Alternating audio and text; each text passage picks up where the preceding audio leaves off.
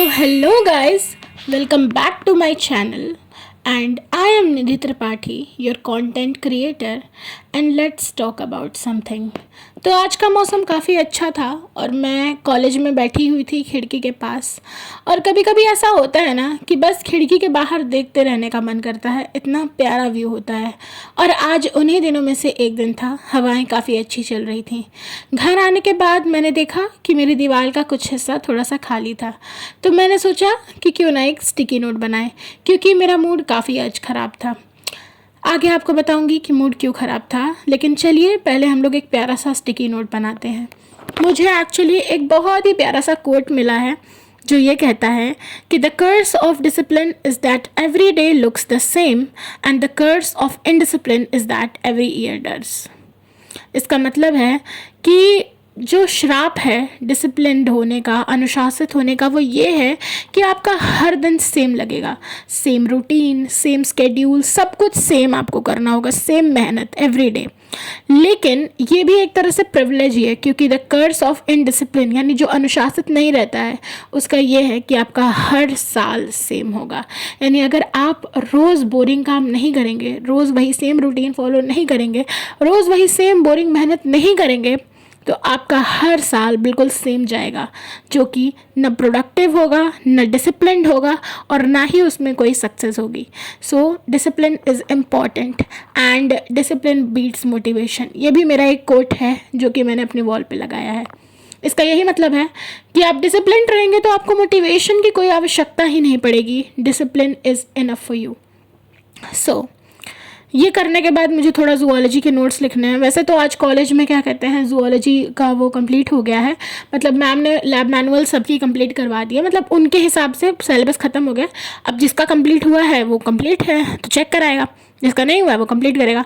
मेरा थोड़ा सा काम बचा था, मैंने सोचा था घर जाके कर लूँगी, और इसके बाद मुझे वही काम करना है। तो तब तक मैं आपको बात बताती हूँ। एक्चुअली आज पता है क्या क्या हुआ। सुबह उठी, ब्रेकफास्ट किया, तैयार होकर कॉलेज गई। वहाँ पे जूलॉजी की 2 लैब की क्लास जिसमें बच्चे शोर कर रहे थे, तो मैम ने सबको रोल नंबर वाइज बैठा दिया। उसके बाद लंच हुआ। लंच में मैंने एक्चुअली जो नोट्स निकाले थे प्लांट पैथोलॉजी के, उसमें एक पेज मिसिंग था, तो मैंने जाकर लाइब्रेरी से वहाँ से बुक से वो फ़ोटो क्लिक करी। उसके बाद मैं आई, मैंने केमिस्ट्री की क्लास की, बॉटनी की क्लास की और जूलॉजी की भी क्लास की, और आज हम लोग का रिज़ल्ट भी आया था और मेरा 7.6 SGPA आया है। मुझे एक्चुअली में अपना रिज़ल्ट बिल्कुल भी पसंद नहीं आया। Maybe I was expecting something more, लेकिन कोई बात नहीं, अभी सिर्फ 2 सेमेस्टर बीते हैं, हमारे पास 4 सेमेस्टर और है, तो इसीलिए मैं हार नहीं मानूंगी। हम लोग फिर से कोशिश ज़रूर करेंगे। और जैसा कि आप सब देख सकते हैं, मैंने वॉल पे वो प्यारे से स्टिकी नोट्स लगा दिए हैं, और मैंने यहाँ पे लिखा है शिव सदा सहाय थे, क्योंकि मेरे लिए ना महादेव सब कुछ है। मेरे माता पिता दोस्त सब कुछ, एवरीथिंग। मेरे मेंटोर भी महादेव ही हैं। सो जिसके लिए भी शिव सब कुछ है ना, वो प्लीज़ कमेंट में ज़रूर बताना और एक रेड हार्ट ज़रूर कमेंट करना। तो मेरे लिए शिव सदा सहाय थे, यानी मेरे शिव ही हमेशा मेरी सहायता करते हैं, और मुझे किसी से सहायता की उम्मीद भी नहीं है। उसके बाद बस लैब मैनुअल निकाल ली थी जूलॉजी की, और वो स्टार्ट करते हुए मैं आपको कुछ बताती हूँ। Actually some days before my father said one line that औरत का काम होता है कि वो अपने पति के सम्मान की रक्षा करे, और मर्द का काम होता है कि वो औरत की रक्षा करे, यानी पति का काम। तो ये लाइन मेरे पापा ने कही थी, और मैंने उस टाइम इस पर कोई ज़्यादा रिएक्ट नहीं किया, but after that when I was thinking about this, तो मेरे दिमाग में एक चीज़ आई कि अगर यही सही बात है तो फिर पांडवों ने द्रौपदी की रक्षा क्यों नहीं की? माता सीता को श्री राम ने क्यों छोड़ दिया था वन में अकेले? वो तो पति थे ना उनके। सो आज एक आर्ग्यूमेंट चल रही थी मेरे और मेरे पिताश्री के बीच में, एंड यू नो घर की बड़ी बेटी और पापा के बीच में ये सब चलता रहता है। So my father is like कि वो उनके लिए उनकी ओपिनियन सही है और मेरे लिए मेरी ओपिनियन। आई एम अ कट्टर फेमिनिस्ट। भाई मैं फेमिनिस्ट भी नहीं कहूँगी, मैं तो अपने आपको मिसएंड्रिस्ट समझती हूँ, लेकिन मिसएंड्रिस्ट भी एक तरह से फेमिनिस्ट होता है। I don't know, but I am a कट्टर फेमिनिस्ट। सो मैंने उनसे ये बात कही, and I believe in communication, so I was just communicating with him. उनको लग रहा होगा कि बदतमीज़ हो गई है, बट आई वॉज कम्युनिकेटिंग। तो उसके बाद मैंने ये चीज़ उनके सामने रखी। Then he explain me that Shri Ram के लिए तो राजधर्म was important because he was मर्यादा पुरुषोत्तम, तो उनके लिए राजधर्म ज़्यादा इम्पॉर्टेंट था। तो उनके लिए पत्नी धर्म बाद में आता है, और शास्त्रों के अनुसार जो राजा होता है उसके लिए राजधर्म ही प्रथम प्राथमिकता होती है। It means it's his first priority, neither his family nor his wife. राजधर्म यानी कि प्रजा के लिए जो उनका धर्म होता है, तो वो तो चलो मुझे समझ में आ गया। एंड ही टोल्ड मी कि विधि का विधान था, इसीलिए युधिष्ठिर द्रौपदी को हार गए एंड ऑल, एंड वो सब चीज़ें।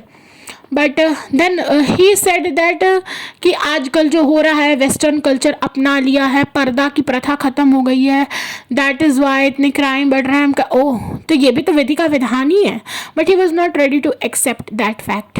एंड बीच ही में he brought up a point that आजकल का जो भी हो रहा है उसमें सारी लड़कियों की गलती है। आई रेज अ पॉइंट कि जो रेप हो रहे हैं उसमें लड़कों की गलती है, बट ही सेड नो, उसमें ही भी लाइक कि उसमें सबकी गलती है और 100% लड़कियों की गलती है because of the clothing.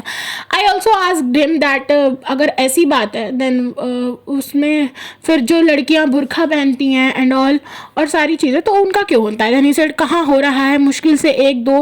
Then I also said that 1-2 भी क्यों हो रहा है, नहीं होना चाहिए, पर्दे की प्रथा है। एंड उसके बाद भी कई सारी बातें हुई, मैंने भी कई सारे पॉइंट्स रखे।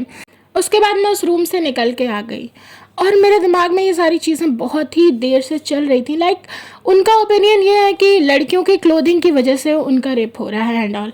मतलब he was not even excepting the fact कि लड़कों की mentality and all, he was not ready to accept that.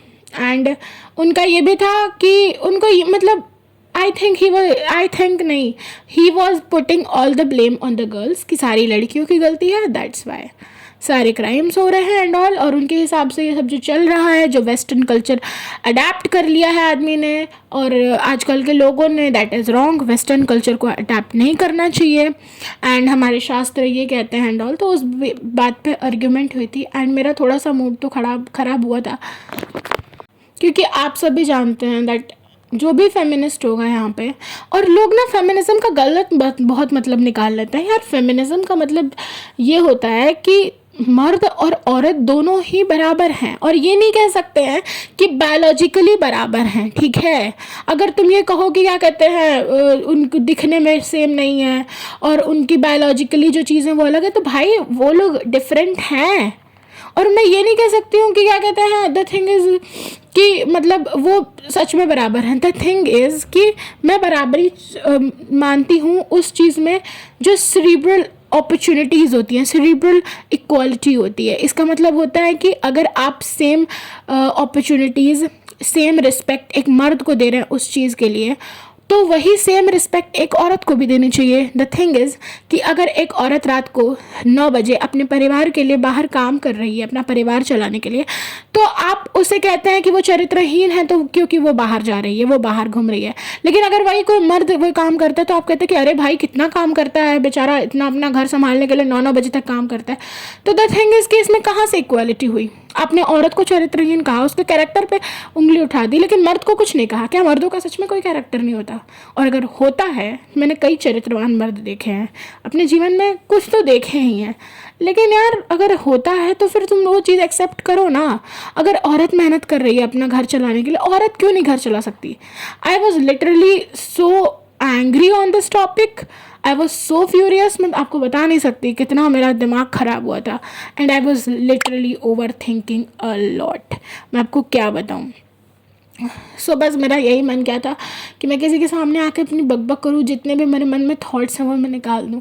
और मैंने आपको इसीलिए ये सारी चीज़ें शेयर की। अगर आप लोगों का जो भी ओपिनियन होगा कि किसकी बात सही थी, मेरा ओपिनियन सही था या पापा का ओपिनियन सही था, तो आप लोग प्लीज़ कमेंट सेक्शन में ज़रूर बताइएगा।